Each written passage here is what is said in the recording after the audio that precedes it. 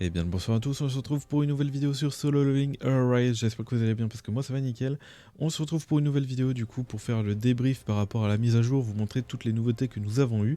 Comme ça je vais pouvoir vous montrer ça, vous allez voir il y a quelques petits trucs sympas. Ensuite, pour ceux qui ont eu du mal justement à faire la mise à jour, j'aimerais savoir justement pour ceux qui ont réussi à faire la mise à jour, comment vous avez réussi. Moi pour ma part j'ai pas eu de problème, j'ai juste lancé le jeu, j'ai lancé mon VPN, j'ai lancé le launcher, ensuite j'ai fermé mon VPN, j'ai lancé le jeu et ça fait tout seul la mise à jour pour ma part. Mais j'aimerais savoir pour ceux qui sont Android et tout, comment vous avez fait, parce que c'est vrai qu'il y en a pas mal qui ont le problème où ils n'arrivent pas justement à télécharger le jeu. Donc je vous remercie énormément pour votre réponse. Ensuite, nous allons forcément passer aux nouveautés. Donc bien évidemment, nous avons eu la nouvelle bannière de Baek, mais nous avons eu une petite surprise par derrière, une petite arme qu'on s'y attendait pas, voilà, qui est apparue. Donc voici Baek, le Splendid Baek, voilà, où on va pouvoir invoquer dessus tout simplement. Ah, donc c'est un perso dark et avec justement la petite épée pour dire que c'est un attaquant. Ok, donc voilà. Et nous avons une nouvelle arme qui fait son apparition juste ici, comme on peut le voir, avec une arme dark. Et vraiment le gameplay est vraiment intéressant. Je vais essayer de vous mettre le gameplay à la fin de la vidéo. Je vais essayer de vous mettre le gameplay à la fin de la vidéo en espérant que j'oublie pas. Mais voilà. En tout cas, très bonne arme, je pense. À vérifier, donc je vais essayer de la dropper. Celle-là, d'ailleurs, j'ai alerté parce qu'ils ont mis dans les bonus de connexion. Je vais vous montrer ça juste après. Je pense que je vais mettre Emma à la place. Voilà, on est parfait. Et pour les autres trucs, après, peut-être un doublon de... Ouais, bon, bref. Je verrai ça après, voilà. Donc, nous avons aussi eu un réglage au niveau de la puissance par rapport Power of Destruction. Voilà, hop. Donc on va aller voir justement et vous voyez qu'on est passé à 178 000 de puissance. Avant on était à 248 000 si je me trompe pas et du coup maintenant on va pouvoir faire avec la puissance qu'on a quoi. Enfin vu que justement on va avoir la puissance requis, on aura un malus en moins. Parce que d'après ce que j'ai compris justement on avait un malus si on n'avait pas la puissance requis. Et là on va pouvoir avoir la puissance requis et faire beaucoup de dégâts. J'ai très hâte de le tester, surtout que c'est le feu donc généralement oui ça va, j'ai quand même des bons persos, il faudrait que je monte et puis voilà. Donc ils ont fait un petit réglage au niveau de ça. Ensuite, ils ont aussi diminué les gates. Et oui, ils ont aussi diminué les gates parce que les gates, eux, j'avais remarqué... Enfin, je suis pas trop sûr, mais moi, il me semblait justement que j'étais dans le rouge à chaque fois que... dans tous les rescans, donc là vous voyez, donc 115 000 et 194 000, bon il y a quand même une sacrée marge de puissance, mais quand on regarde, quand je mets level max, maintenant je suis à 160 000, 238 000, donc peut-être que je me trompe, peut-être qu'ils n'ont pas rectifié ça, c'est peut-être moi, en tout cas bon bah voilà, si jamais, c'est peut-être possible qu'ils ont rectifié ça, en tout cas pour ma part j'ai l'impression, parce que il me semblait pas que je pouvais partir avec cette puissance là. Et en vrai, bon bah c'est cool parce que bon bah je pense que maintenant, avant je galérais à faire un peu les autres, maintenant je pense que je pourrais faire tranquillement le 23. Je pense que oui, au niveau du 23, d'ailleurs je rescan même s'il y a un portail doré. Ouais, j'aurais peut-être dû faire le portail doré, my bad, mais bon. Voilà, bon. Dans tous les cas, je pense que je vais passer ma journée à rescan et puis voilà. Aussi, du coup, nous avons eu aussi une rectification par rapport à l'histoire secondaire, donc des petites améliorations qui permettent un petit nerf, on peut dire ça comme ça aussi, où on va pouvoir justement retrouver, alors par exemple, hop, je fais start, et on va pouvoir retrouver justement les persos level 50, comme on peut le voir ici, et avec des armes. Donc c'est pas non plus, ils n'auront pas non plus un stuff de fou. Après à vérifier si on a juste à leur mettre un stuff et du coup... Ouais non, ça, là c'est des persos voilà, qu'ils ont mis, qu'ils ont décidé de mettre et que nous avons pas. Donc on voit qu'ils sont quand même 7 étoiles. Voilà, donc ça permet justement aux personnes qui n'ont pas forcément envie de monter les personnages et tout, de justement de pouvoir équiper, d'avoir des personnages justement pour les aider. Après, je sais pas si votre personnage est plus puissant, s'il va pas être devant ou pas, donc après ça c'est à vérifier. En tout cas, ça permet justement d'éviter de monter ces personnages-là si vous pouvez, et comme ça sera plus facile justement de faire les tâches. Donc c'est un bon point positif, voilà, ça facilite, même si je pense que ça va être toujours un petit peu compliqué. Ça va pas forcément vous aider grandement, on va dire. Mais ce sera toujours du plus. Après ça, nous avons droit du coup à des nouveaux events. On va cliquer là, voilà. Donc c'est comme justement Choi, donc pareil, c'est comme l'event de D. En fait, vous allez récupérer justement des petits trucs comme ça en faisant vos routines. Donc pensez bien à tout faire. D'ailleurs, je crois qu'ils ont rajouté une petite quête. Parce qu'avant, on en avait tout le temps 3, maintenant on en a 4, à moins que c'est au début. En tout cas, je vois que quand on invoque, on obtient 10 trucs comme ça a l'air énorme. Je sais pas si c'est mieux ou... moins bien en tout cas. On va en faire 2 pour voir. Du coup, dans les capsules rate, voilà ce qu'on peut avoir. On peut avoir tout ça. Faudra vider toutes les récompenses, ok. Oh, j'aime bien ça moi, je prends. Donc ça, on se rassure justement x3, ok. Il y a des ressources intéressantes à aller chercher, donc pensez bien à faire toutes vos missions qui sont là. Voilà. Il y aura aussi les invocations qui vont un peu compter par rapport à Baek, donc j'imagine que vous allez peut-être pouvoir, bah oui, récupérer une première fois, mais la deuxième fois, je pense que ça va être un peu galère. Bref, on va le faire 2 fois, histoire de voir. Voilà, donc là j'ai mis une clé. Enfin, une de deux. Ouais, non, ça utilisait les deux d'un coup. Ok, ça utilise les deux tout d'un coup. Donc, nickel. Là, on voit que j'ai récupéré 3000 et tout. Donc, si je veux pouvoir passer justement. Alors, j'ai une chance d'avoir une arme. Donc, on a quand même une chance d'avoir. Même si c'est quand même 0,1. Voilà, c'est très infime. Mais on a quand même une chance d'avoir ça. Et en vrai, bon, bah, c'est cool, ouais. C'est cool. Surtout que, bon, ouais, vous avez une garantie à la fin. Et si vous. Final reward. Ah oui, parce que oui, ça fait partie de la Final Reward. On peut comprendre, on peut peut-être croire on en a 2, mais non. Et du coup, au niveau des rates, du coup, là c'est 17% pour en avoir un, 4%. Ah, ça a l'air quand même plus compliqué que les 22D hein, pour en obtenir.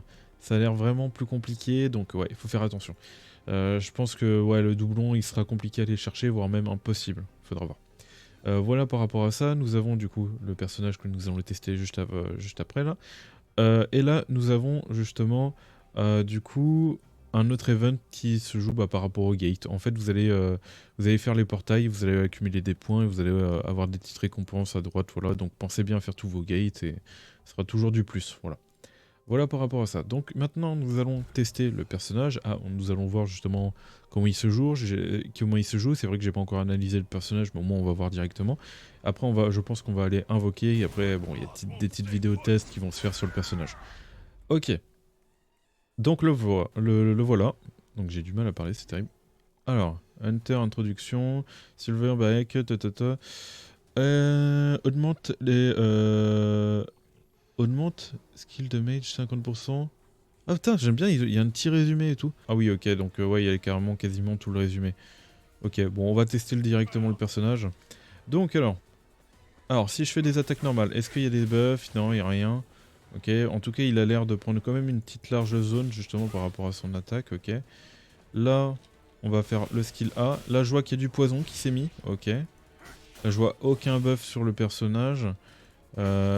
L'attaque noyau, on l'a testé, je sais même pas. Ok, on va recommencer à faire ça. On va charger l'attaque noyau, histoire de la tester. Ok, là c'est l'attaque noyau. Ok, il fait des grandes griffes vers l'avant. Ok. Là, on va avoir le skill E. Donc il se buff, j'ai l'impression. Oui, il se met des buffs. Il se met des buffs. Et en plus, ça augmente. Ça augmente au fil du temps. Et ça change carrément un peu son gameplay. Genre, c'est comme si ça le boostait. Ok, et les buffs partent au bout d'un certain temps. Ok, très bien. Donc, on se buff. On fait ça. Ok, très bien. Ok. Très bien. Donc ouais, ça va être ça le principe du perso. Hein. En gros, vous faites le E, vous buffez. Tac. Là, on fait ça. On enchaîne. Bam. Voilà. Donc il met du poison. Il se met des buffs. Donc je sais pas si c'est des buffs de quoi. En tout cas, regardez, ça modifie un peu son... Est-ce que ça charge pas plus vite son... Attends, je suis curieux. Ouais, non, ça charge pas plus vite son esquive. Ok. Donc je me buff et j'ulti.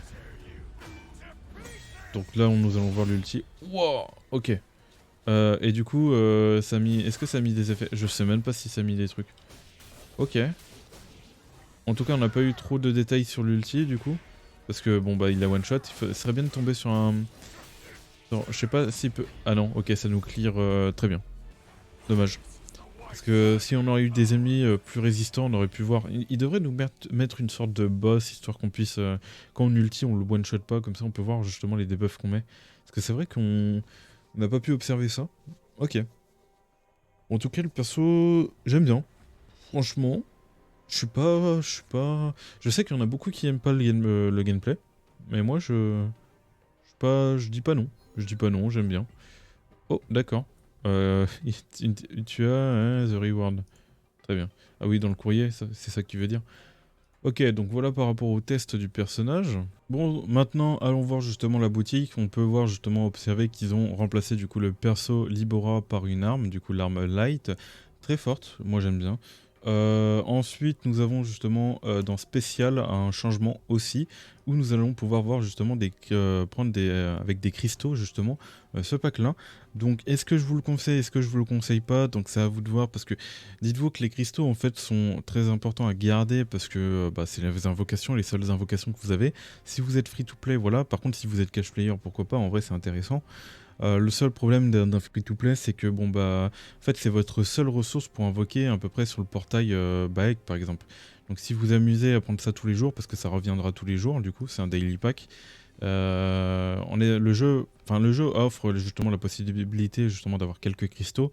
D'ailleurs, je pense en faire un petit calcul, dessus pour voir à peu près dans le endgame combien de cristaux on peut se faire. Mais je pense qu'il faut faire ouais, quand même attention à ça. À la limite, hein, vous pouvez toujours le prendre une fois, voilà, c'est pas non plus choquant. Mais si vous avez vraiment besoin, mais vraiment besoin de gold. Donc c'est à vous de voir. Bien sûr, ne craquez pas tous les jours dessus, c'est très important. Parce que bon, voilà, vos cristaux sont un peu précieux quoi. Voilà par rapport à ça. Ensuite nous avons eu des nouveaux packs, donc celui-là il était déjà là depuis de base. Lui bon bah il était déjà là. Et au niveau des... oui, nous avons eu ce nouveau pack. Alors, oula, il y a moyen que moi je le prends. Surtout pour faire les showcases, j'en ai un peu besoin de ça. Voilà quoi. Bref, voilà, nous avons eu un nouveau pack là, et bah, ce nouveau pack qui est ici. Et au niveau du level, nous avons des nouveaux packs par rapport au level 55 et 60 que nous n'avons pas. Et du coup, il y avait aussi le level 65, et j'imagine aussi pour le level 70-75, peut-être plus tard. Et là, on peut observer, bon voilà, il y a quelques matériaux. Bon, ça c'est surtout pour les cash players, voilà. Voilà. Donc on voit quand même qu'ils ont pensé au free-to-play, même si bon bah ça vous fait dépenser des cristaux pour essayer d'obtenir les golds. Même si je pense qu'il est plus intéressant justement de farmer, bien farmer les gates et tout avec les portails dorés, justement pour avoir le plus de gold, enfin des trucs à gauche et à droite, et d'essayer de garder le plus possible de cristaux. Après bon, voilà, c'est à vous de voir. C'est à vous de voir. Je vous avertis juste que c'est pas forcément worth pour vous. Mais voilà. Donc j'espère que vous avez aimé cette vidéo. N'oubliez pas de liker et de vous abonner. Et nous, on se retrouve très vite pour les invocations de Baek. Allez, tchuss tout le monde.